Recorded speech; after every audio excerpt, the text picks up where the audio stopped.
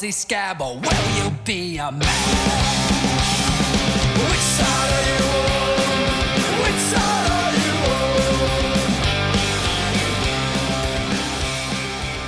on? Brothers and sisters, I hope you have seen the COVID-19 emails we have been sending out to the membership. The ways of communicating to you have changed for the better. The savings to the general fund by emailing has drastically increased our communication budget. The speed, cost savings, and future technology will dictate where we go from here.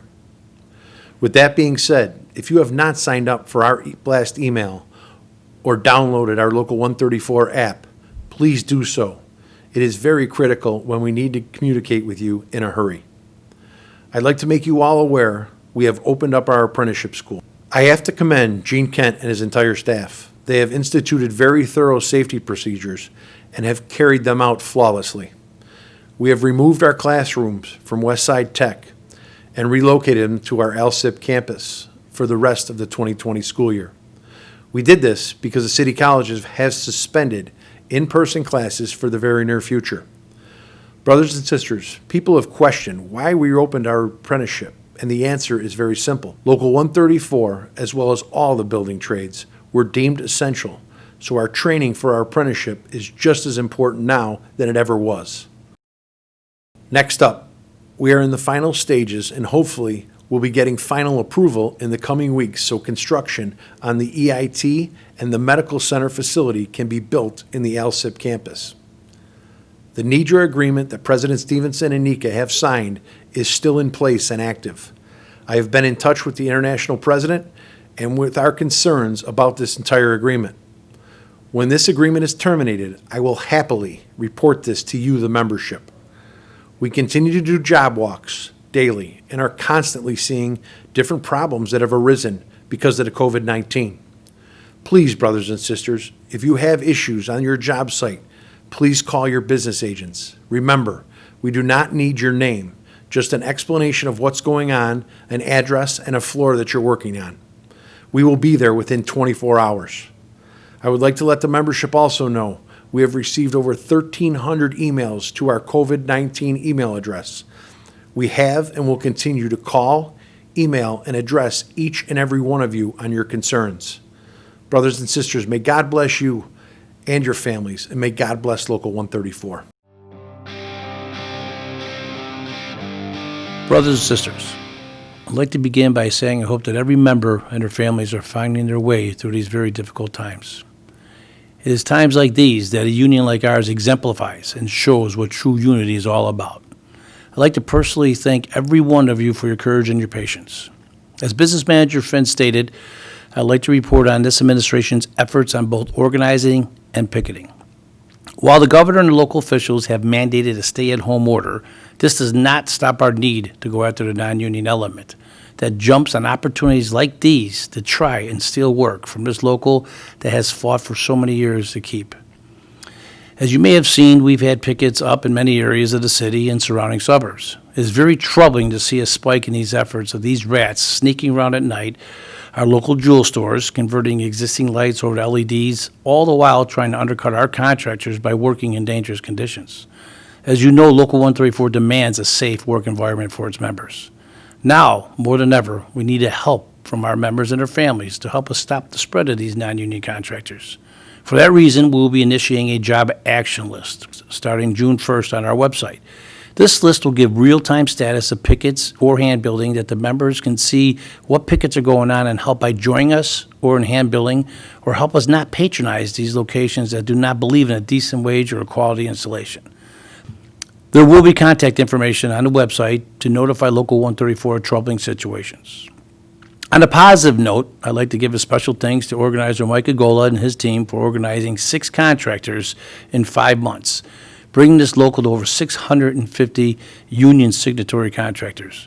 His team is currently working on signing 3 renewable energy contractors. He has reported these contractors feel that their business and residential accounts and our top-of-the-line renewable energy training center goes a long way in capturing more renewable energy work in this near future. We must stay vigilant in protecting our work and our future. Thank you, and please have a great summer.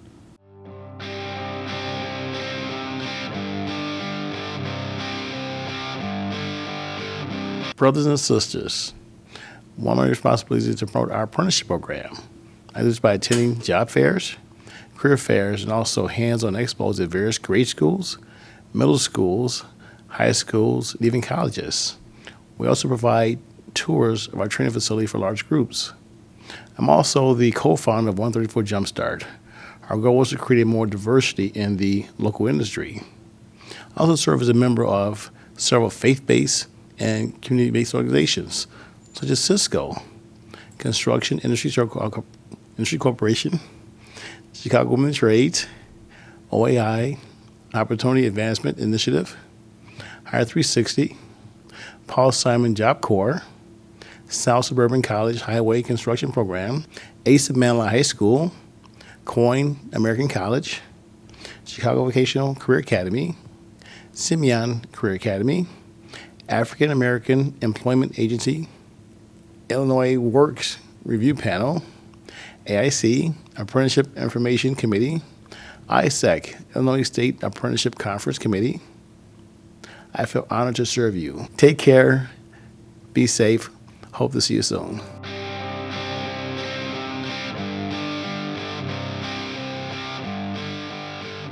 Hello, brothers and sisters. First, I will be reading the March unemployment report. There are 1,661 registered on Book 1, 0 out on short calls, leaving 1,657 registered and available for work. There are 40 registered on Book 2. There are 275 communication journeymen out of work. Subfund, there are 415 A members on Subfund, and there are 37 C members on Subfund. A Subfund balance is $21,307,924.67. C Subfund balance is $4,121,992.07.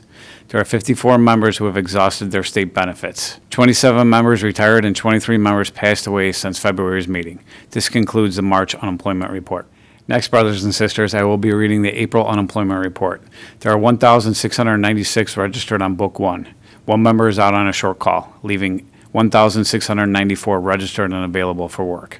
There are 49 registered on Book 2. There are 290 communication journeymen out of work.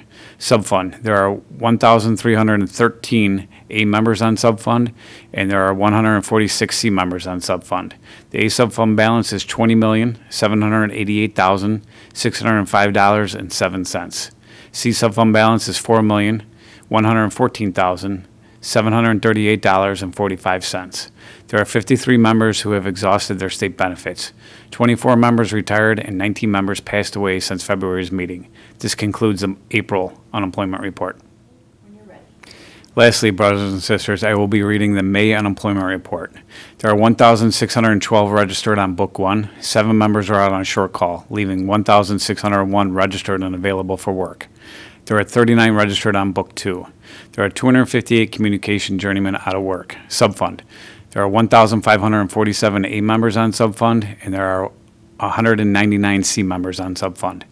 A Subfund balance is $18,488,485.07.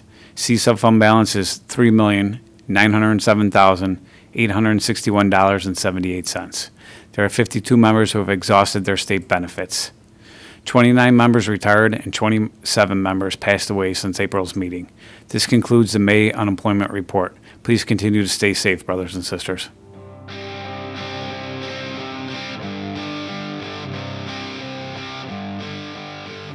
Good evening, brothers and sisters. Tonight I will report on the recent allocations and their relationship to the various EIT benefit funds. First, let's talk about the subfund. As you heard Recording Secretary Conley report a few minutes ago, the current number of members collecting a benefit from the sub-plans has increased significantly in the last few months, approximately a 5-fold increase since mid-February. That being said, these funds required extra resources from this allocation. Due to the COVID-19 effect on the number of unemployed members, we have made the following temporary changes. The 1-week waiting period for the sub-benefit has been temporarily waived. The look-back period for the sub-eligibility hours has been temporarily increased from 4 quarters to 6 quarters.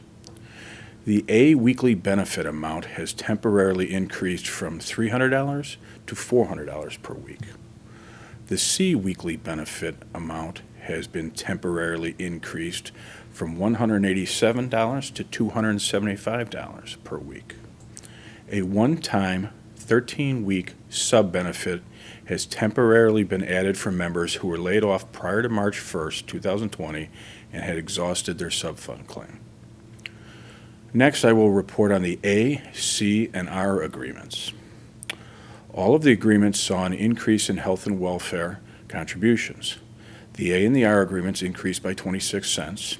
The C agreement increased by 67 cents. All of the agreements saw a wage increase. The A and R agreements increased by 65 cents. The C agreement increased by 55 cents. All of the agreements saw an increase in training contributions. The A agreement increased by 22 cents. The C agreement increased by 20 cents. All of the agreements saw an increase in pension contributions. The A and R Pension Plan 2 contribution increased by 45 cents. The C Pension Plan 5 contribution increased by 15 cents. It is important to continue to fund Pension Plan 2 at a rate that keeps us at a high funding level. As we have talked about recently, it is hard to know what legislative challenges we will face in the coming year. I want to finish up by thanking everyone that took the time to share their allocation thoughts via email. Your input is greatly appreciated. If you have not already received the allocation details and specific dollar amounts in the mail, you will in the coming week. Thank you.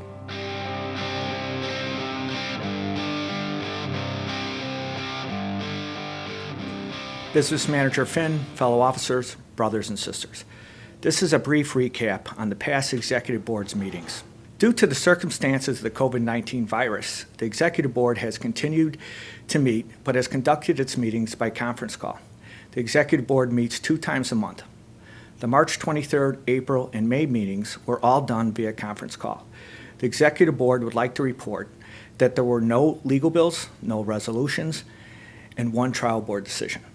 The trial board decision. The Executive Board would like to report that it convened as a trial board of IBEW Local Union 134 on March 9th, 2020. After due consideration of the produced evidence, it has acted upon the charges filed against a member of IBEW Local 134 by Daniel Saragoza, card number D994521.